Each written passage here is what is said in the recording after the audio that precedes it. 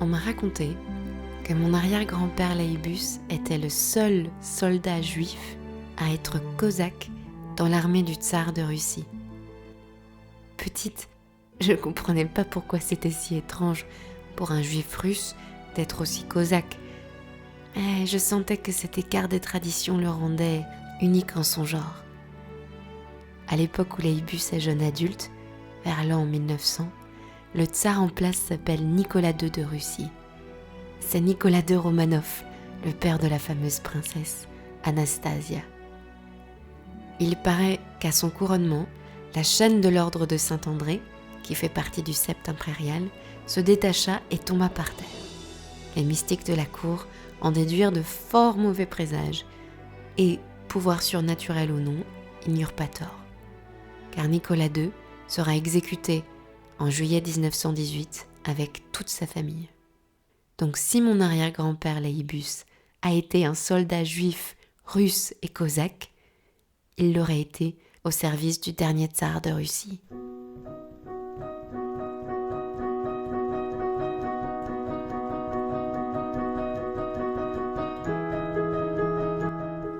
Nourrie par cette incroyable histoire, je me suis identifiée très vite à mon ascendant. Toute mon enfance, je me suis bercée de récits russes, de cosaques féroces. Je lisais Taras Bulba, un roman de Nicolas Gogol, dépeignant des hommes rudes, durs au mal, qui ne connaissent que l'honneur, qui dorment à la belle étoile dans les steppes d'Europe orientale et qui sentent le cheval parce qu'ils ne font qu'un avec leurs bêtes. Je m'imaginais galopant, les cheveux au vent, la liberté dans les tripes. J'ai même étudié 3 ans le russe au lycée pour être capable un jour de parler la langue de mes ancêtres. Mes parents me disent que jamais ils n'ont pensé à mon héritage familial en me baptisant. Mais ça me semble assez dingue, puisque non seulement ils m'ont pendant toute mon enfance surnommée Anouchka, mon 3e prénom, mais ils m'ont surtout prénommée Nastasia. Comment ne pas penser qu'il m'est prédestiné à soulever le voile de mon passé slave? Je pense que si mon prénom n'avait pas laissé penser des origines russes, je ne me serais peut-être pas autant identifiée à Laïbus. Toute ma vie, dès que je rencontrais une nouvelle personne, elle me demandait « Tiens, Nastasia, d'où ça vient, ça, t'es russe ?» Et je répondais avec des étoiles dans les yeux « Oui, j'ai des origines russes, mon arrière-grand-père était le seul cosaque juif du tsar de Russie !» Et je m'arrêtais là parce que c'était tout ce que je savais. Combien de personnes rencontrons-nous dans une vie ? Combien de fois ai-je répété que mes racines étaient à l'Est ? Je pense des milliers de fois. Темная ночь, только пули свистят постели, только ветер гудит в проводах, тускло звезды мерцают. В темную ночь ты, любимая, знаю, не спишь, и в детской кроватке тайком ты слезу ты роешь. Il y a une nostalgie russe imprimée en moi, qui va au-delà de mon entendement. Entendre cette musique, c'est faire naître des larmes dans mes yeux. Manger à la russe du borsch, la soupe à la betterave ou des pelménis, de délicieux raviolis, c'est revenir à la maison. Et c'est complètement absurde parce que mes parents n'ont jamais cuisiné russe et ne parlent pas russe. Nous ne connaissons aucune famille en Russie non plus. C'est un pays fantôme qui a pris racine en moi. Et c'est seulement en 2019, à 29 ans, que j'ai compris l'énorme erreur que j'avais commise. Par un génial hasard, je rencontre en 2019 Zoé, qui fait alors une thèse sur les juifs communistes en France. Lors d'une conversation, en attendant un avion qui doit nous amener à Venise, elle m'explique que je pourrais mener des recherches sur mes arrière-grands-parents, que c'est plus facile qu'on ne croit aujourd'hui et que certains fonds d'archives ont été numérisés et qu'on peut y trouver les traces de destin individuel. Cette conversation agit comme une étincelle. Tout ce temps, j'ai raconté à mon tour les bribes que je connaissais de Laïbus sans vraiment savoir. Mais je veux savoir. J'ai tellement envie de connaître l'histoire de mes arrière-grands-parents, russes, juifs ou cosaques. Quelques semaines plus tard, je propose à ma tante, la sœur aînée de mon père, de dîner toutes les deux. Elle m'a toujours parlé de Laïbus et de sa femme Léa, du mieux qu'elle pouvait. Je veux qu'elle me redise ce qu'elle sait. Je voudrais avoir un nouveau point de départ, rassembler le plus d'éléments. Et puis, il y a une question que je n'ai jamais posée.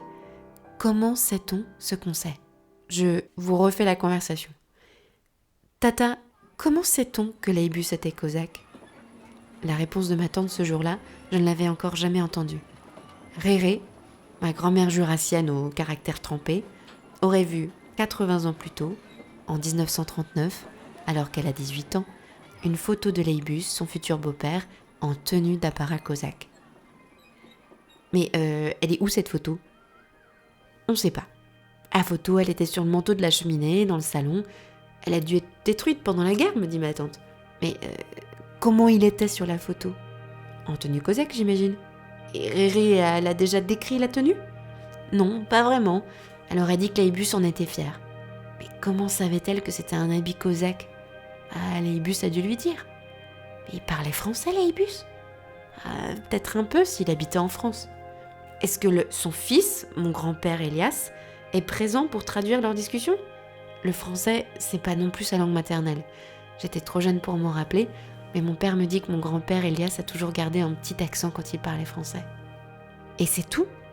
C'est tout.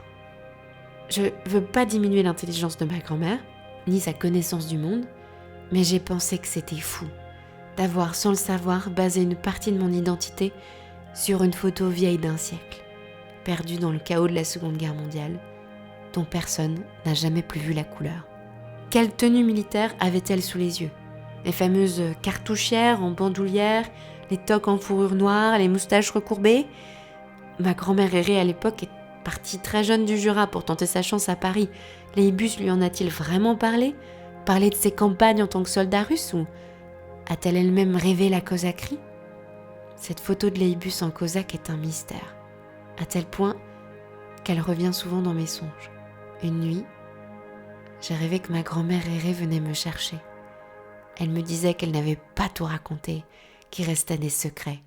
Elle m'emmenait dans une maison, au milieu d'une rivière, et me tendait une valise lourde d'objets et de photos de famille.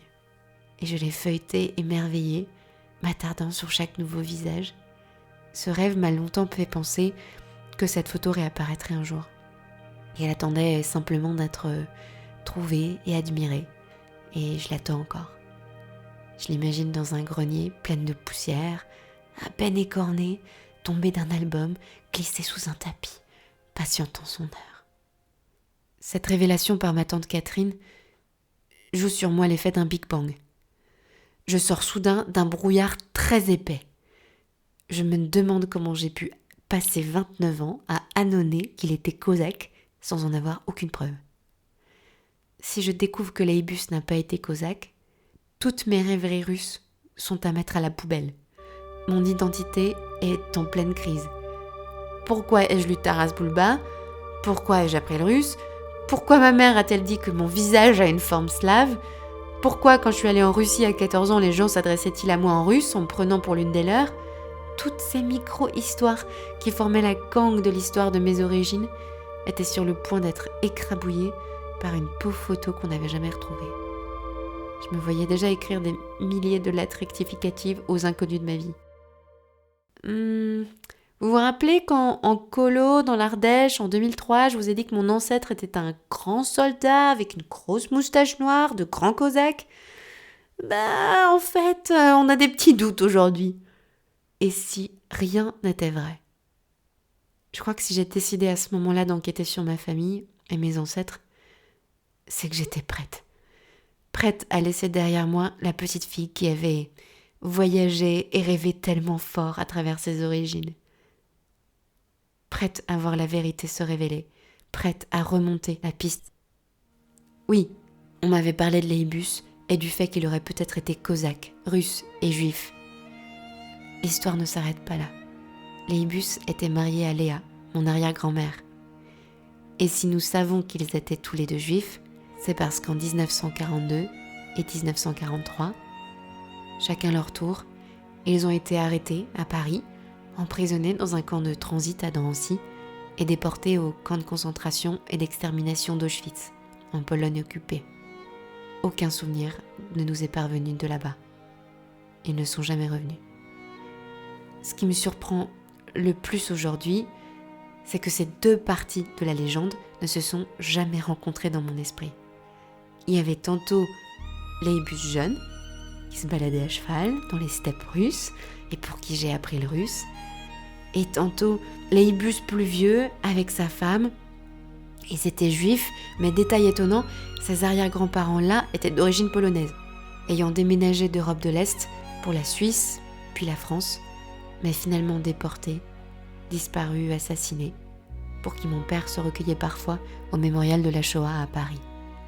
Donc voilà qu'ils étaient russes et polonais, juifs et cosaques, un peu suisses et un peu français, puis surtout au final déportés.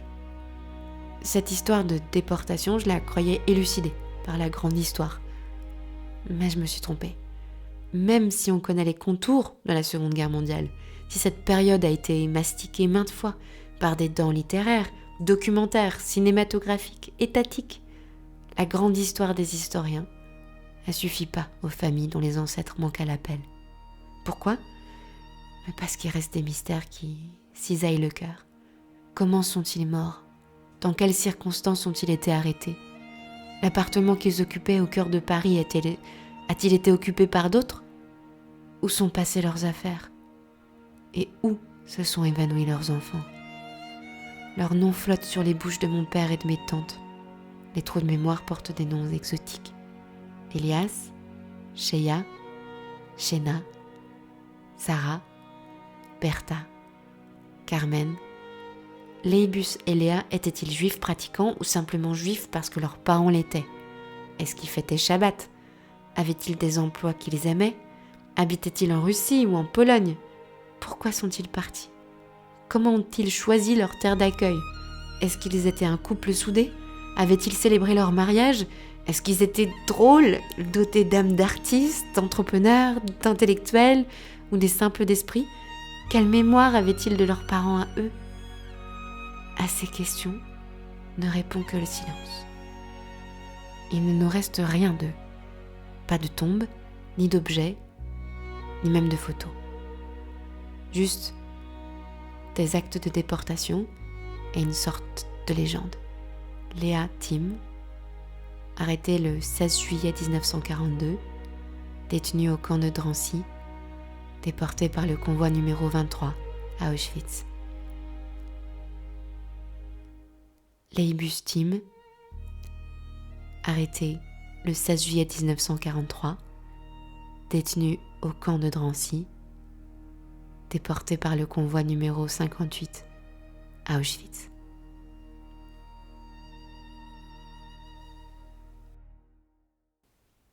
C'est paradoxal car une légende, c'est aussi ce petit texte sous une image qui nous permet d'identifier un peu mieux son contexte et les personnes impliquées. Ou alors, il y a les grandes légendes, celles qui naissent au coin du feu. Soudain, des grands « chut » invitent au silence. Les enfants répètent des gros « chut » exagérés, gloussement, des phrases suspendues au coin des lèvres qu'on garde pour plus tard. La voix profonde d'un aïeux s'élève au centre. Il se met à raconter tout ce qu'il a entendu depuis son enfance. Voyage en temps révolu. On s'émerveille de découvrir par sa voix les vies chantantes de ses proches disparus. Ils deviennent un peu les nôtres aussi. Les histoires s'enchaînent, font rire, frisent l'impossible parfois, mais le moment est hypnotique. Par les ponts qu'il construit entre le passé et le présent, l'aïeux adoube chaque auditeur. Il dépose au creux du cercle une conscience commune. Les membres d'une même famille, transformés à leur insu en nouveaux gardiens du récit familial. Voilà comment j'imagine une scène idéale de transmission. Mais ce qui se passe vraiment dans nos familles reflète peu cet archétype romanesque. Nous sommes plus probablement les chevaliers de phrases lacunaires et d'annonces bancales. Chez nous, des conversations émergeaient entre le fromage et le dessert. Qui reprend une tranche de pâté à la viande ? Donnez-moi vos assiettes. Nana, t'en veux ? Tes arrière-grands-parents ont été déportés, tu sais. Vous allez voir, ce Bria Savarin est divin. Il vient de chez la mère Richard. Oui, le fromage de la mère Richard est particulièrement célèbre dans ma famille. Ça devait être horrible dans les camps, mais vraiment horrible. Et des gautes, mamie, je peux prendre les gautes dans le buffet ? Ma grand-mère confectionnait des biscuits délicieux à la farine de maïs torréfié. Ils ont pris des douches au gaz, tu sais. Tu te rends compte ? Combien de temps on tient dans une douche au gaz ? Tiens, on va faire un gratin de blettes pour ce soir. La douche au gaz m'a beaucoup marquée. J'en ai une image très précise de douche normale et de trous béants qui sortent du plafond. L'horreur qui s'invite dans le quotidien. J'ai aussi longtemps fait un rêve où mes arrière-grands-parents descendaient d'un train arrêté sur un viaduc. Ils étaient attachés l'un à l'autre, dos à dos, puis un Allemand en uniforme tirait une balle dans l'un qui entraînait l'autre dans sa chute et mourait noyé. Je me demandais qui de Léa ou de Léibus avait reçu la balle et qui s'était noyé. Je m'imaginais moi tomber dans l'eau et tenter de défaire mes liens, mais la corde en prenant l'eau rendait impossible la chose. Parfois, dans mes rêveries, j'étais Léa qui rejoignait la rive. Parfois, je coulais avec Léibus. Ces phrases ont été pour moi des déflagrations ratatinées de vie quotidienne. Elles se sont attardées et elles ont habité des rêves dont je me souviens. Je suis très reconnaissante à ma famille de m'avoir raconté, d'avoir essayé de transmettre ce qu'ils savaient. Chez nous, mes arrière-grands-parents et leur mort n'est pas tabou, mais leur histoire est confuse. Ils n'étaient plus là pour nous convoquer autour du feu de cheminée, ni pour nous transmettre les photos du grand-père en habit de cosaque. J'ai idée que s'ils étaient revenus d'Auschwitz, nous aurions une histoire, et pas une légende. Mais j'ai omis une chose concrète, qui nous vient de Léibus et de Léa, notre nom de famille. Tim, T-I-M-E, time en anglais.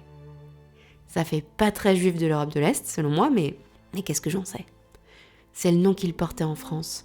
Mais ici aussi, ma famille a toujours eu une autre hypothèse. C'était Timensky ou Timovski, disent mon père et ses sœurs. Quelle preuve avons-nous de cela ? Aucune, mais c'est ce que disait ma grand-mère. Léibus et Léa ont-ils vraiment changé de nom ? Peut-être pour se protéger de l'antisémitisme ou pour trouver plus facilement du travail ? C'est possible. Tim serait-ce un nom tronqué ? Un nom emprunté hâtivement pour tenter de survivre ? Ou un nom porteur d'espoir outre-Atlantique ? Imaginons un instant mon arrière-grand-mère arrivant sur le sol américain. « Mrs. Time ?» Et « Yes !» aurait-elle tenté fébrilement pour parler la langue de son nouveau patronyme. Tim serait-ce un nom qui précédait une nouvelle vie ? Quand on porte le nom Time, on ne peut pas être refoulé au pied de la liberté. À l'heure où j'enregistre ces mots, cela fait 5 ans que j'enquête. Pourquoi ont-ils migré depuis l'Est pour la France ? Mon nom de famille était-il Timovski ou Timensky ? Léibus était-il vraiment le seul cosaque juif de Nicolas II ? Était-il même russe ? Comment mes arrière-grands-parents Léa et Léibus ont-ils été déportés et comment sont-ils morts ? Et que sont devenus leurs enfants ? Ce sont certaines des pistes que j'ai creusées avec plus ou moins de succès. Mais je dois être complètement honnête. On me demande souvent pourquoi je n'abandonne pas. J'ai 1000 raisons en tête, mais la seule qui explique ma détermination, celle qui me pousse vraiment à exhumer mon histoire familiale, jusqu'à creuser la terre des morts sans tombe, c'est que je me demande ce dont j'ai hérité. Si du passé mystérieux de Léibus et Léa, il reste des traces en nous. Si mes angoisses sont habitées par celles de mes ancêtres avant moi. Et si c'est quelque chose que je transmettrai à mes enfants. J'ai construit une identité à partir de bouts de mémoire. Je repense à l'enfant que j'étais, habité de rêves de cosaques et de douches au gaz. Je veux m'approcher de la vérité maintenant. Alors, dans le prochain épisode, je fais la liste des informations dont je dispose et je plonge dans la vie de Léibus et de Léa.